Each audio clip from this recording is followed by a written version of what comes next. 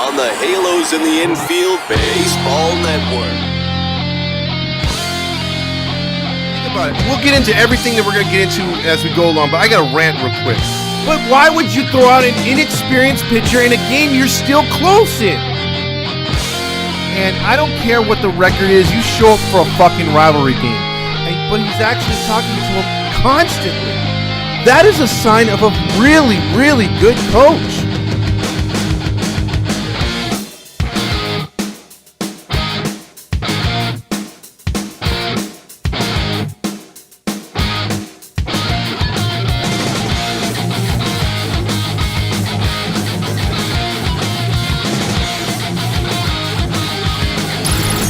It's the Todd Fox Postgame Podcast with your host, Todd Fox. Because the only thing I want to yell is, fuck! Hey, what is going on, everybody? It's the Todd Fox Postgame Show, immediately following every Angels baseball game presented to you by 714 tickets. 714 tickets. Use the promo code HITI, HITI, to get 10% off of your next purchase.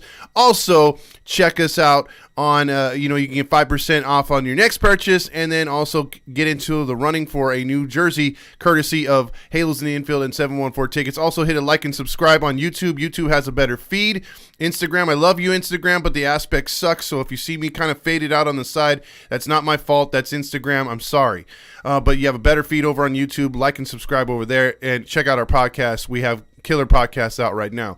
Now, with that being said, the Angels won. They won. They did something that we needed them to do, which was win a series. And they won the first two series. Now, remember last year, they got off to a pretty good start. They won, I think it was 7 out of the first 9 series. They had a good little lead there in late April, but then they started to hit, the problems in May, and then June was a disaster. So right now, it's optimistic as hell. The first 6 games, you're 4-2. I think anytime you can get a winning record leading off of the either opening or later on road trips, it's a good thing. So the fact that you're 4-2 now, just out the gate, you got a lot of work to do. So it's not one of those things where you're going to throw a celebration down Catella Avenue. But the fact that we're sitting at 4-2 in the first 6 games, the team looks relatively really good, with the exception of last night getting blown out. You got to take the good with the bad. And you know what? They played a little too tight today against the Mariners, but the Mariners have a really good bullpen. And Shohei Ohtani, guess what? He gets the W. So, I mean, that's good. That's good news right out the gate. Shohei Ohtani should be 2-0, but he was 1-0. We're going to go through the stats real quick. And look, I'll tell you this too. I'll tell you this right now.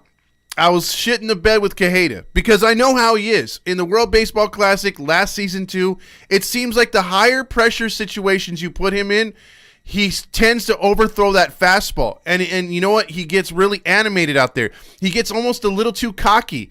And I'm like, dude, it's good to be cocky, but I wouldn't be smiling with a guy at first base. You haven't exactly lit up the guys. You almost hit a couple batters. He's very wild. Nevin took a real chance with him, and I was kind of tripping there a bit. I was like, dude, I don't know if I'm going to go Quijada. I know there's a couple lefties in there where the Seattle had to adjust and all, but I was like, oh, man, I was really feeling Herget in that spot, or even Estevez, and they didn't go either. So let's go over the stats real quick. Shohei Ohtani opened it up here, had 6 innings pitched, only 3 hits allowed, 1 run, 1 earned, obviously. 4 walks, though. That kind of kept him out of it. 111 pitches.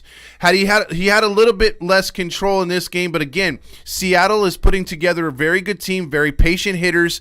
They're not going to light you up, but they're going to make you throw pitches. And well, they made him throw pitches today. The umpire was squeezing him a bit. So 111 pitches. I'm glad that Nevin gave him the opportunity to finish the 6 innings. 8 strikeouts. So he had 10 in the first, 8 in the second game. He's now thrown more strikeouts than he has innings. That's always positive. Moore came out, gave up a hit and a run, 2/3 of an inning. That was kind of like, he's been pitching pretty good up until then. And then also charged with a run was Jimmy Herget, 1 1/3. He came in relief, but he did douse the fire a bit. But those 2 runs made this game a butt clincher, and then Quijada came in, did a nice job in the 9th inning. The star of the game obviously has to be Ohapi, though, because I think, Suarez got the Mariners off to a 1-0 lead. Ohapi quickly in the second gave him a 2-1 lead. Trout reached on an infield single. Urshela scored. It was 3-1. Ohtani then singled in a run to help his own cause, 4-1. But then you had the France double in the seventh, which the problem was the seventh inning. But we don't have a blowpen. We have a fourth win, and that's always good, right? And the Angels did a great job today getting the series win against a team that's likely going to be a thorn in their side as we move forward here through the season. So I'm going to give it to you this way. I like what the Angels have done so far, and Flexen is nobody to just be like, psh, he sucks. He's a good pitcher. He pitched 5 innings, 2 runs allowed, 2 hits, 2 walks, 4 strikeouts. He didn't have his most dominating stuff, but the fact of the matter is they were able to get the job, they were able to get the runs off of him when needed. So, I really like what's been transpiring here with the Angels. And like you said, if you look at what Ohapi's doing as a guy that they're not depending on his bat, but because you're having slow starts or injuries with Walsh and with Rendon, and if you want to look, if you just sit back for a second and realize, if Rendon is hitting to anywhere capable if he can, he's an important cog in this unit. Same thing with Walsh. You can't, if those 2 bats aren't in there, but the other guys are stepping up. Drury did great defensively tonight. Yeah, he went 0 for 3. He had 3 strikeouts, but he played really good, solid defense here today. You can't ask for more than what he's done over there at first base. It seems like the next man up mentality is working here, and it was good to see Urshela come off the bench, or not come off the bench, but come back with a good game after 2 very, very dismal performances. He had 2 hits today, so that was nice to see. And look, the Angels, again, you had some defensive plays in there. Fletcher came in late, caught a line drive.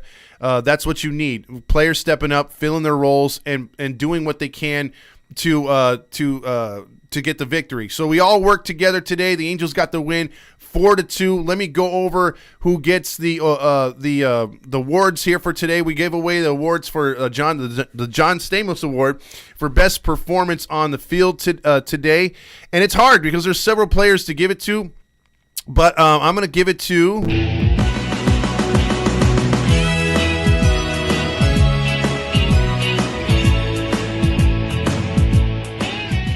The Golden Stamos given to the best player on the field because Roger Lodge has to give out his best friend's player for the best player on the field, I should say. The Golden Stamos is something I like to rub and give to other players.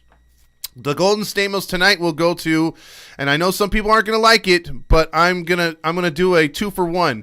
I'm going to give it to Shohei Ohtani, and I'm going to give it to Logan Ohapi. Again, Shohei Ohtani didn't have his best stuff, but he gave enough against a very good team, which, again, the record doesn't show it yet, but it's very early on. Seattle's going to be there in the end.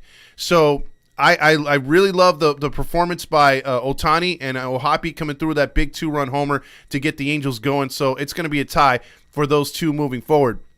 The Nacho Night Award, given to the Nacho Night, the worst player on the field, given to you by Paul Sereno, who's now gone corporate. He's sitting up there with Artie making more bad decisions. Let's give out that award. All the chips, all the cheese, all the refried beans, all the onion and tomato and the guacamole, all the beef and jalapeno and the sour cream, all the nachos. All the nachos. All the chips, all the cheese, all the refried beans, all the onion and tomato and the guacamole. So that award, with that being said, we're going to give it to, and I tried to find a Mariner to give this to, and I really couldn't. The Mariners really didn't have that too many bad performances tonight. A lot of averages, not a lot of strikeouts, not a lot of guys left on base. So I was thinking, man, I don't want to go this route because I just praised him a moment ago. But when you get a hat trick or a golden sombrero, it's kind of hard not to pick you. And Brandon Drury was 0 for 4 today with a hat trick, 3 strikeouts. So you know what? Brandon Drury is your Nacho Night Award winner tonight. So I hate doing that, but it has to be done sometimes. So I apologize. So let's get into some of these comments. We're going to have a brief show, not too long a show because I got some things to do with it being midday. I had to wake up to catch this game. So I'm running low on sleep.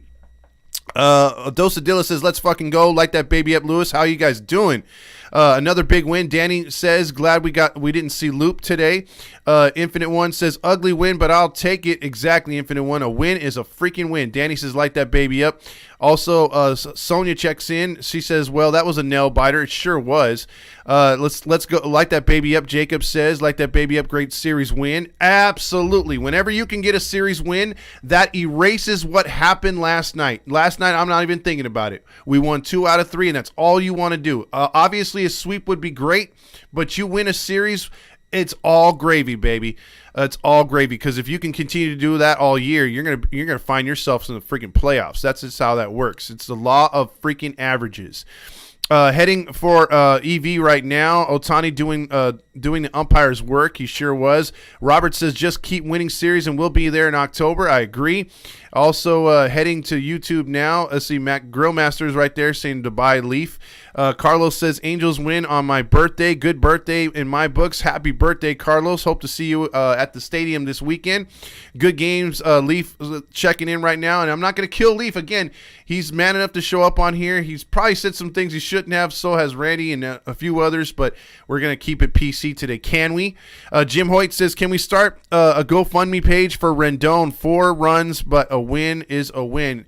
Yes. Or actually, no, wait. 4 runs GoFundMe after all. Sorry, the page skipped on me there. After all he has done for the things we do and had to put up with Jim's asking for some help for him.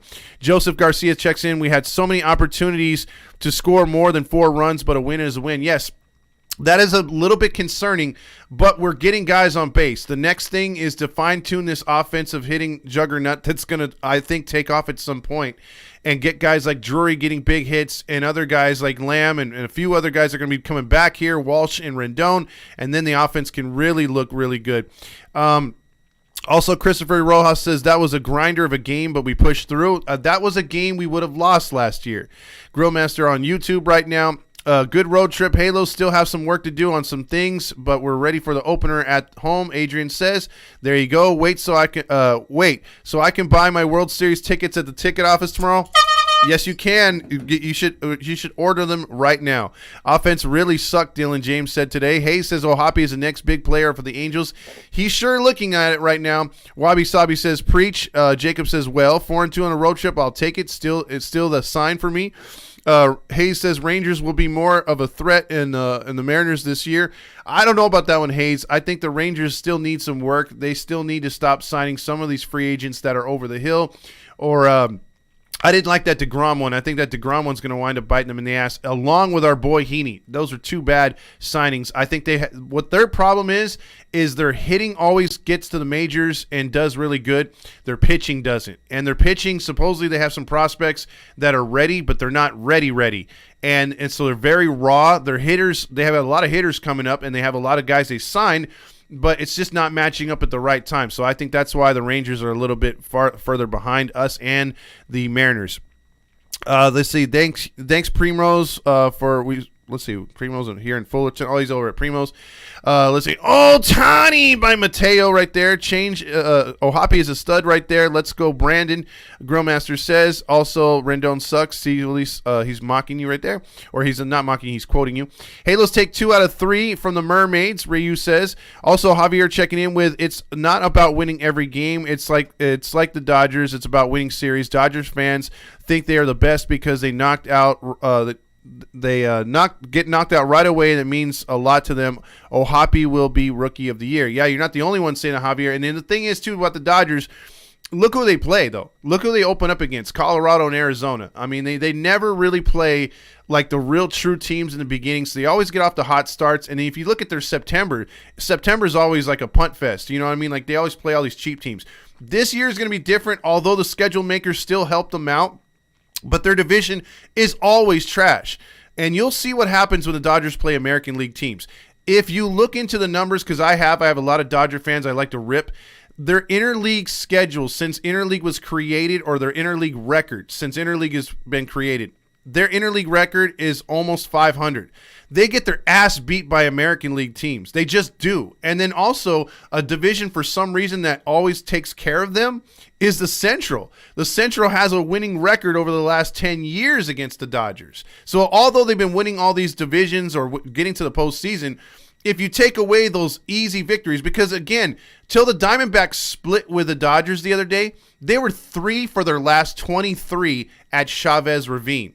So you're losing that many games all the time. They were 10 in their last 41 against the Dodgers. So if you're able to dominate your division opponents like that, it's easier for you to get to the postseason on an unbalanced schedule of playing an opponent 19 times. That's not the facts anymore. Now, like we said the preseason on our podcast and everything, these division games matter because you have less of them now. And you're playing everybody in the league. So when you play your Seattles and your Oaklands and your Texas and your Houstons, you want to do what the Angels did in the first 2 series. Just take 2 of 3. Just take 2 of 3 and keep doing that. Even split on a 4-game series. Just do what you can not to lose the series by all means. Maybe even Ohapi, Wallach, Stassi, and Theis right there. Jacob says he likes those catchers, but if I had to go with one, I would go with Ohapi and Wallach as your two catchers. I'm not a Stassi fan at all. You guys know that for the last couple of years, and I'm very much not a Theis guy either. Cowboy says, good pitching and defense and timely hitting will get you a long way. Yeah, it's funny how that works, right? Everyone likes to just poo-poo those and say, oh, that's just a cliche. Well, it's a cliche for a reason because it works. It's a reason why it's brought up over and over and over because, again, just like when we get to the postseason, you could have the Yankees roster in a dream team lineup, and look what happens. Good pitching beats good hitting, just like in the World Baseball Classic. America's got the greatest lineup of all time, which they did. But guess what beat them? Pitching. And then you look at the Americans. Well, the Americans, they didn't have the right pitching. Well, then get the right pitching in there. Because obviously the American team had 3s and 4s starting, where Japan had 1s and 2s maybe. But they had all their aces going. And that's what always wins in the postseason. Phillies thought they could mash their way through. Guess what happened? Houston had better pitching last year. Always, I mean, it's rare when you see a team slug their way to a World Series and win it. You'll see a team get there by slugging their way there, but then you see the cream rise to the top. Ohapi is the man, Matt Miles says. Jacob says, my 4-year-old just heard that song and loved it. Thank you. Hayes says, no, fam, Brandon Drury's defense saved us the game. He did, but I'm just telling you right now that his bat didn't save the game. You know what I mean? So I have to be fair with it. I know everyone's not gonna like it, but week Nacho Award today. I get it, Hayes. Someone get Todd a Bang. Yeah, I do need a Bang. Those, by the way, if I had to sponsor an energy drink, Bang is the drink to do it because they don't have natural sugars that get Mountain Dew King on one. You know what I mean? Mountain Dew King, he gets high and drunk off of sugar, and I'm telling you right now. I would, and I love you, Mountain Dew King, but you got to lay off the sugar. And if you want a good energy drink to get your vibes even higher, Bang drink is the way to go. They have some good flavors too. So I just gave out free advertisement. Also, Logan Ohapi is the best, and we won that trade. So far, so good. Also, Kyle Strange says, I'm happy we won, but we can't keep coming up short with runners in scoring position.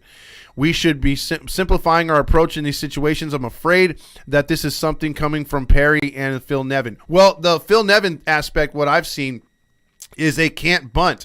They refuse to bunt. So if you have first and second, don't hold your breath for the Angels to bunt guys over and get those 2 guys in scoring position. No. You can't do that. That seems to be an organizational thing. I will say, though, Thames has got these guys looking better in the box. But I think they have, and like Kyle said, they've left a lot of guys on. You know, Randy caught that in spring training. Fernando caught that as well. But Randy's been saying it on his pods, along with Rob too. If you haven't heard that show, they have been literally preaching, we got to get these runners in scoring position home. We're leaving a lot of guys on base. And granted, it's early, but it could be a trend. So we don't want that to go into a trend, because look what happened last year. We got into a trend of almost 2 months of scoring 2 runs or less. And what did that get us? A fat 14-game losing streak, losing something like 20 out of 27. So, yeah, I don't want to get back into that. Angels haven't won on my birthday since August 23rd, since 2013, when they beat the Mariners 2-0. Grillmaster says. Carlos says thank you. Christopher Rojas says, too soon to purchase Ohapi jersey. No, but if you got to be able to get it custom, because right now they're not selling that sucker unless you're in the team store or anywhere you go, unless your name is Ohtani, Rendon, or Trout. There's really not too many. They don't really mix them up like they do for other teams. Kyle Strange says Perry is in love with the launch angle. I think he He is to a point, but I think he's letting these guys. I mean, look, you're not seeing those uppercut swings with everybody this year. You're still seeing it with Trout. I think Trout's got to simplify his swing and let the home runs come to him, not him chase them. Because he had some swings again where he's striking out on the high fastballs. David Fletcher's still using the stupid launch angle. For what fucking reason? His launch angle is only going to get it out of the infield. He should be line drive, waiting for pitches to be down in the zone. I don't know why he continues to just being so infatuated with a high fastball. He's an annoying player right now on my list. Let's get the W at home, especially against the Blue Jays. That would be great to see Vladimir Guerrero, and I have no problem with him cheering for his son, obviously. But for him to throw out an Angels jersey and throw out that first pitch, and knowing he's the only Angels Hall of Famer, there should be at least two more, but that I digress. But him throwing out that first pitch and rooting for his son and being in attendance for a team that he helped so much is going to be great to see.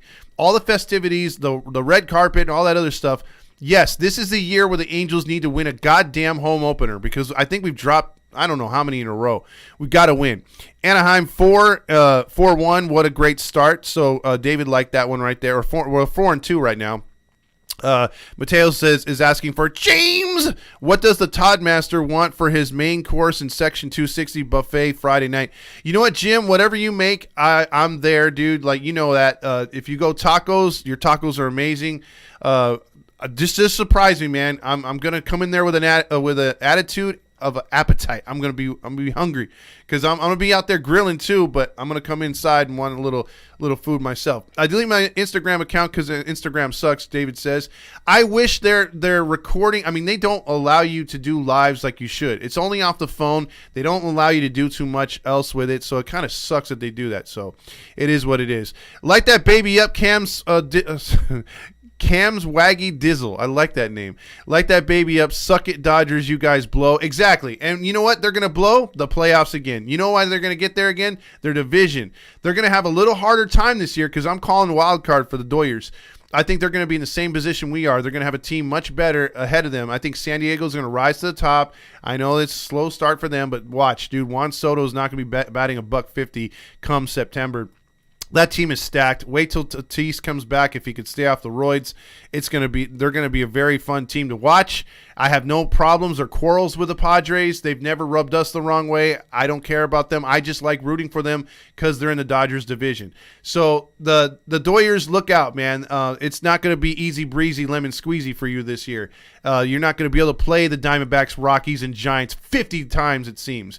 You're going to have to play some real opponents, dude, and you're going to play the best of the best from the American League, and you're going to get your ass kicked. And I love it. I freaking love it. Again, Dodgers have a mediocre record against the American League and against the NL Central, and you're going to be playing those teams this year. So I love it. Jacob says, very true about the Dodgers and the new schedule. They're going to be exposed. They sure will. Statue jury with the nachos. He did take some strikes today. Jacob says, I was at the game. So cool to see Ohtani live. Jacob, anytime you get to see those guys, and especially Ohtani being the unicorn, he's not the GOAT. A lot of people say GOAT. Greatest of all time is when you're at the twilight of your career, more like winding up your career like Tom Brady, and you're still winning. And you're still winning championships. You're still very much relevant. You're still very much the best player in the game. I think we need to save the GOAT for later. Right now, he's the unicorn. The unicorn should just tell everybody, hey, he's the best in the game. You can't touch this guy. He's the best two-way player because he's the only two-way player. And not only is he the only two-way player, he's better than most players that do that one thing. He's better than, So I'm just going to go with the unicorn. He's a freaking unicorn. Enough said. Mic drop. That's what he is. He's the best. And nobody is better than him in the game right now. That was a tough win tonight. XM says defense wins games. You know that, Todd Fox. I sure do. It goes with football, goes with basketball, baseball. It is what it is. See, also call Rally was 0 for 4 today for Seattle and allowed Flexen to throw a wild pitch. He should have got the nacho night. But again, when you have the hat trick, when you have the freaking strikeouts that Drury did, although he played good defense, some of you will disagree, but that's who I'm giving it to. Plus, Squiddy's not here. Hopefully, Rendon comes back to beat some Blue Jays fans, Andrew says. Mateo says, I drink Monster Energy. Look, Monster is okay, but they do have a ton of sugar in that sucker. That's on. Just look up. But see, the thing is though, Mateo, with Bang, it tastes like candy, but it doesn't kill you. It has a lot of stuff that's keto related. So again, why am I pumping that drink? They should pay me for this crap. Robert says we need Drury to hit solid nacho night. We have Squiddy Poo or Fletcher if we want a defense. That's true. We do need more things from Drury, and I think it'll come through. Sean Norton kicks in what we're all thinking. Nice, we won a series. And also Little Wayne checks in with why aren't we running and stealing? Steals are way up across the league, and we remain station to station. You know what, Little Wayne? As much as we've critiqued this team, that is a very, very good point. That is something that as we've talked about the good and bad, we haven't touched on that yet. So I appreciate you bringing that up because that is something that you can't look at this team and say, well, we're not fast. We got the unicorn who's a freaking gazelle on the bases. You got Mike Trout that no matter how big he's gotten, he's still super fast. Renfroe is not the slowest guy out there. So we're just talking about the power hitters. We all know Walsh can run pretty fast. Rendon's Rendon, so you're not going to get nothing out of him. He's like a Mo Vaughn, even though he's pretty skinny. And we're not expecting Hoppy to run, but he's got wheels on him if he wanted to. Even Theis can come in and pinch and run pretty fast. So there's speed, and I'm not even talking about your Fletchers and your other guys that are on this team, your Phillips and the guys that can run. I'm with you on that one. We don't run. That is something that the league is trying to push. The league is trying to push like quicker games, and they're trying to push more action on the bases. And it seems like you said other teams have said, okay, we're running with that. Bigger bases, limited times that you could throw over to first base. So now we know that it's either going to be a pitch out or you got to come home and my guy can run.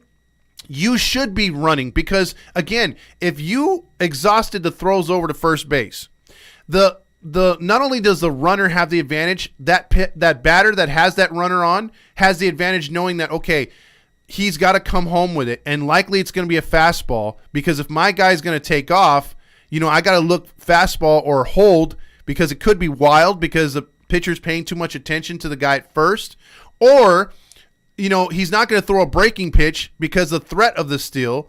So I'm going to get something better to hit.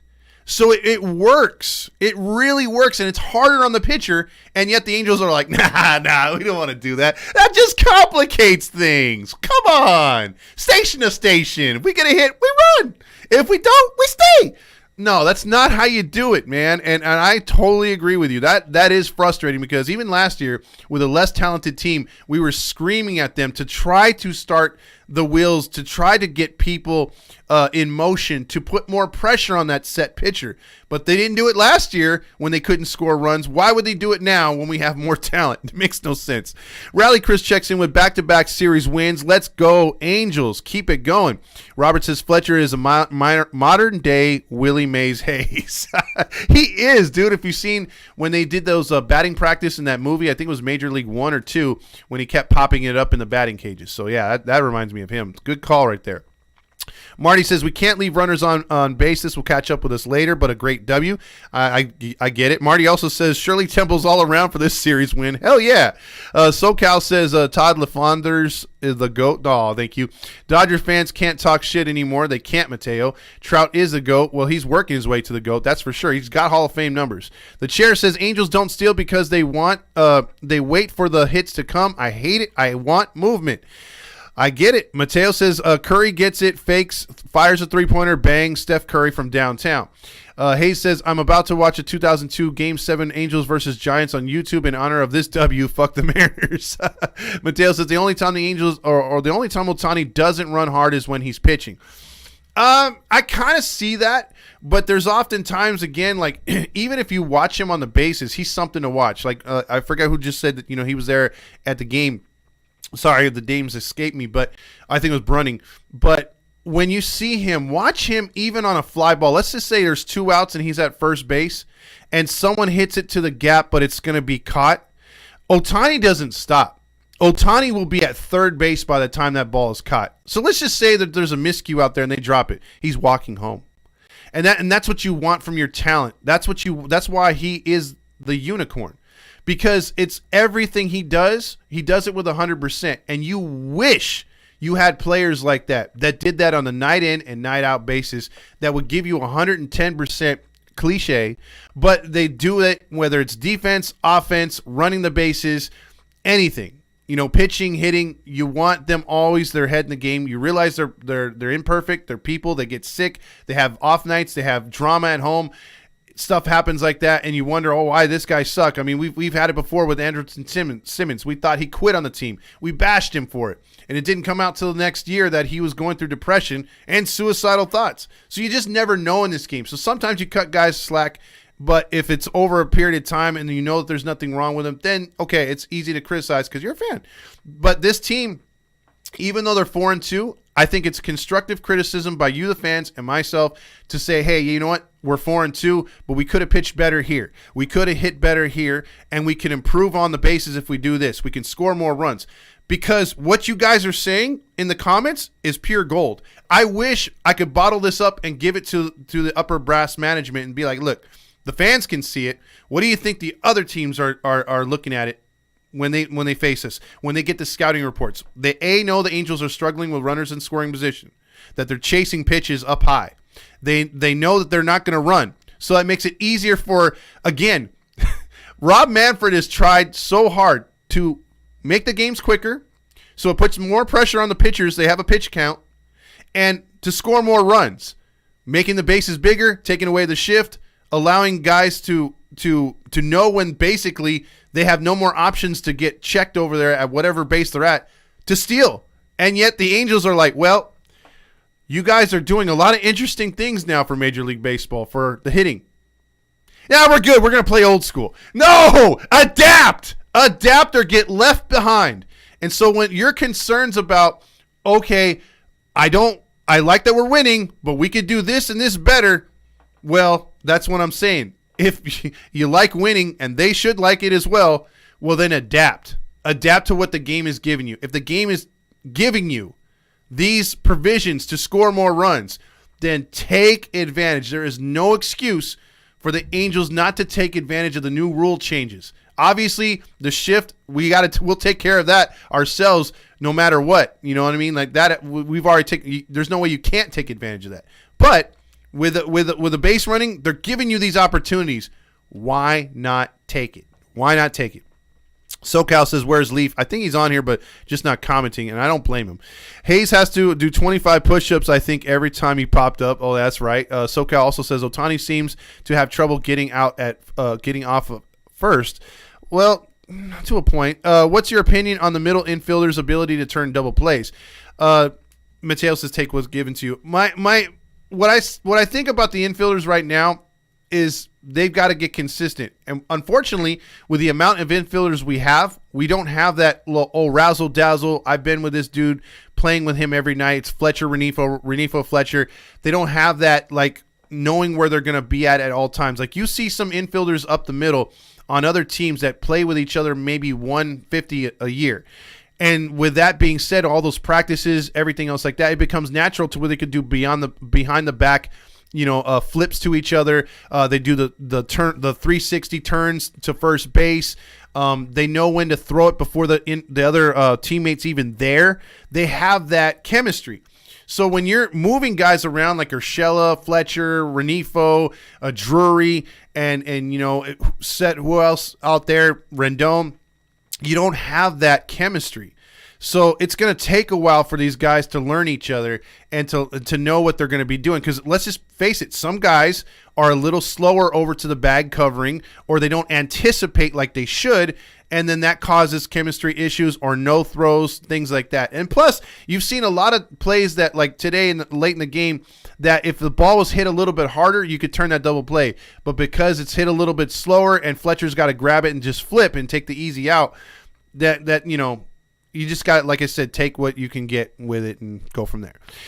Also, let's see. The only time I already read that one right there. Logan O'Hoppe is the biggest upgrade so far. Theis, Wallach, Suzuki, and Stassi. He is still learning and developing, but he's a good one. Yes, David, I think right now it is exciting as an Angels fan to look at a catcher that we haven't seen since a Benji Molina. Say what you want about him, but he had a great career. He wasn't the fastest, but he was a smart hitter and a very, very smart catcher. and just, I mean, I'm surprised he's not in the freaking on the bench on someone's team. He's an announcer. Well, you know, his brothers are doing big things, both coaches. But I love Benji, and I love Mike Napoli. Two great catchers with great minds. I haven't been excited about an Angels catcher since those two, because those two were just really smart at what they did. They were very active behind the plate, and they could give you power, and they can give you hits, and they could give you average. And they, you know, Molina couldn't run, but Napoli could. So that was one of the worst trades. You know, this maybe makes up for that Napoli trade. I hated that Napoli trade. You know, we lost both of those catchers in semi-prime to Texas. I hated that. I hated it. But maybe this makes up for it years later. I loved Marsh. Syndergaard was whatever. You know, like he was. We all knew he was going to be here 1 year and that's it. But I hated losing Marsh. But look what you got now. I mean, sometimes addition by subtraction, it needs to be done, and there's not always every trade's going to work. Not every trade is going to be like, oh my God, that was the greatest trade of all time. Not everyone's going to suck, but it seems like getting O'Hoppe, you know, in the return stuff from Philly, and Moniak, I think, is that wild card. If he pays off, then there you go. But right now, you know, O'Hoppe could be Rookie of the Year. And it's funny because I laughed at Randy in the beginning. I was like, no, you're putting too much pressure on the kid. I don't think he could perform like that. I needed to see more last year. But there's certain people that, you know, Fernando's done it with other players. Randy's done it. Andrew's done it. James has done it. I've done it. We come out there. You've probably seen a player that maybe catches your eye and someone else says, nah, you know, they're years away, or I don't think they're that good. And then they pop off. And then you're able to sit back and say, see, I told you. And maybe it's one of those things where I don't mind being wrong as long as it's an Angel. You know, if I give shitty take after shitty take and I say, you know what, because I would have loved last year to be wrong about Squiddy and say, man, and the way I torched him over and over and over. I wish he manned up and hit 300, because when he hit 200 last year and he was getting over the 210 or something, I was like, hell yeah. I was like, I'll take that. And people were throwing it back and said, oh, your favorite player got 2 more hits today. I was like, yeah, you know what? I don't like him, but hey, he's making me eat crow. I'm good with that, because all that does is help the Angels win. When he started going back to hitting 130, then by all means I piled on like you wouldn't believe. Let's see. Sheriff says the Julio Rodriguez was too fast today to throw out at first and for any double play. Yeah, that dude is super, super fast. David says I got MLB 2023. That is a very good game, by the way. O'Hoppe is so valuable by far. Yeah, he saved us in a couple of these games. You don't get that O'Hoppe production in at least 2 of the games. We're looking at 2 and 4, so it's a big difference. Come on, not even Jeff Mathis. No, Jeff Mathis. A guy with a career average of 205. Again, he was one of those catchers that Mike Scioscia liked because he was good defensively. We were able to give up on Napoli because he wasn't going to be good. All he did was win 2 more World Series, or 3 even. I forget, because usually good Angel players that get traded either wind up in Texas or they wind up in St. Louis winning World Series. That's just, look, a la Jim Edmonds. You can go down the list, dude. There's so many players that have left and went to St. Louis and won championships. Spezio, I mean, the list goes on and on. Pitchers more than anything. It appears O'Hoppe has been blessed with such talent. He sure has. He sure has. We will not take phone calls today because I have to, like I said, make a run. I got to do some things right now. So what we'll do is I'll give a 714 tickets pitch one more time. Again, we've got some big news coming up here soon. We will be at the home opener. Me and Randy, James, and a few others will be there. Was hoping to get the whole Heedy crew there, but we got only so many people that are going to be able to make it out because of circumstances. And well, Fernando's in freaking Texas, but he will be here later in the year. but it will be at least me, Randy, and James, and maybe Matt. I'm not sure yet. So we're gonna have a little barbecue. Everyone can come down and just, if you want to pitch in because that'd be nice. But we're gonna have, I think, chicken, bratwurst, and I'm going to have some beer, try to get some more beer. But if not, BYOB. And please bring some red Solo cups if you do, because there you go. I think Robert's going to be there too. My bad. So Rob's going to be there, the new co-host on the Heedy wrap-up show. And Roger Lodge will not be a part of it, but Todd Lodge will. I'll be there honking my honk. especially Saturday. I have a surprise for everybody on Saturday. But Friday and Saturday we should be there. Sunday not so much. The homestand is going to be exciting. If you get a chance to come down to the red carpet, do so. You can it's photo ops with players and also maybe autographs depending on who it is. Don't get your hopes up for an Ohtani autograph, but you may be able to get a Trout one if you have a cute enough kid that you're holding at the time. With that being said, 714 Tickets is your place to be to get tickets to buy today and go tonight. Also get 10% off of your purchase by mentioning Heedy in the promo code, and also getting 5% off of your next future purchase towards tickets.